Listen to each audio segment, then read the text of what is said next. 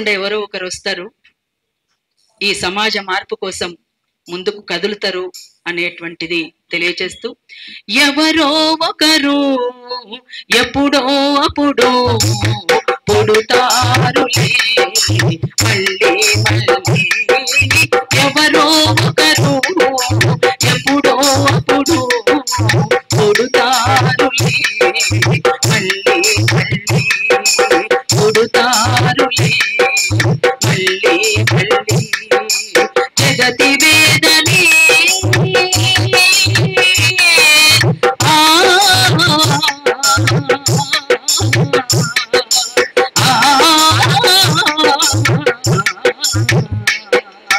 జగతి వేదనే సమబాధగా లిఖిస్తారు అక్షరాల తారలల్లి, మనిస్తారు జనం పాట పల్లవులయ్యే,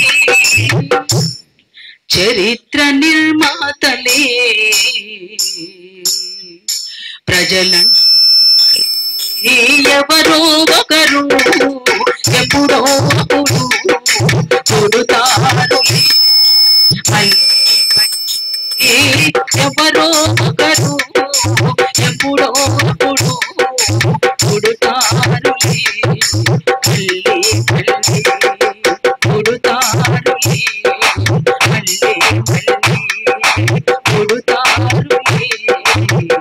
మళ్ళీ మళ్ళీ. జోహార్ రామగిరి మల్లయ్య గారికి. Thank you. Comrade Ramagiri Mallaiah గారికి జోహార్. కామ్రేడ్ రామగిరి మల్లయ్య గారికి. అధ్యక్ష, కామ్రేడ్స్, ఒక తరం వెళ్ళిపోతుంది. ఆ తరం యొక్క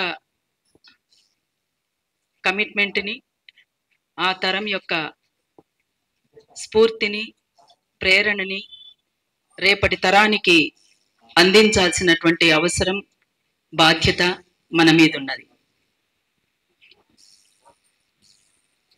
ముందుగా ఆ కుటుంబానికి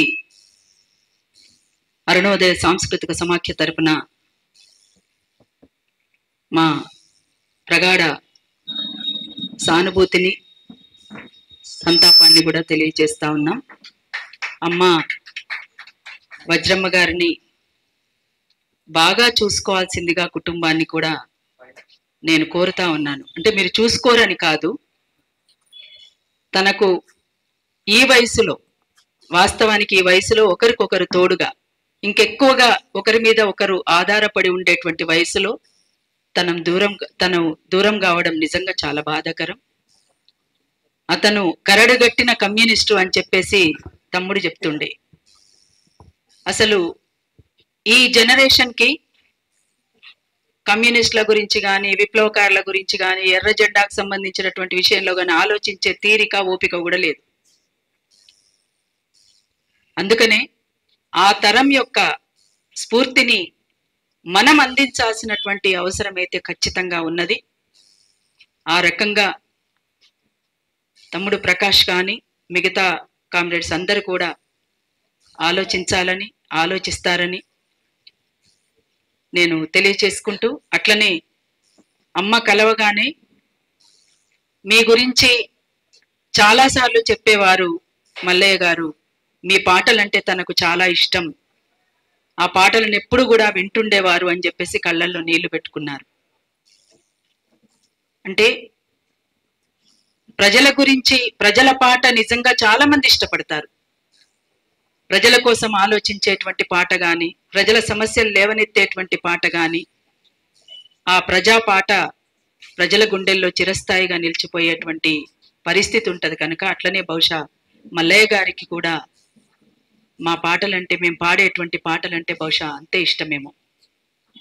అందుకనే కామ్రేడ్ మల్లయ్య గారి కోసం ఇవాళ తప్పనిసరిగా ఇక్కడ హాజరవ్వాలి, తనకు వినమ్రంగా అరుణోదయ తరఫున విప్లవ జోహార్లు తెలియచేయాలి అని చెప్పేసి ఇక్కడికి రావడం జరిగింది. ప్రకాష్, మీకు నానలేని లోటు ఎవరూ తీర్చలేము, కానీ నాన్న ఏ ఆశయం కోసమైతే చివరి క్షణం వరకు గట్టిగా నిలబడ్డారో ఆ ఆశయాన్ని నెరవేర్చడమే మనం చేయాల్సినటువంటి పని.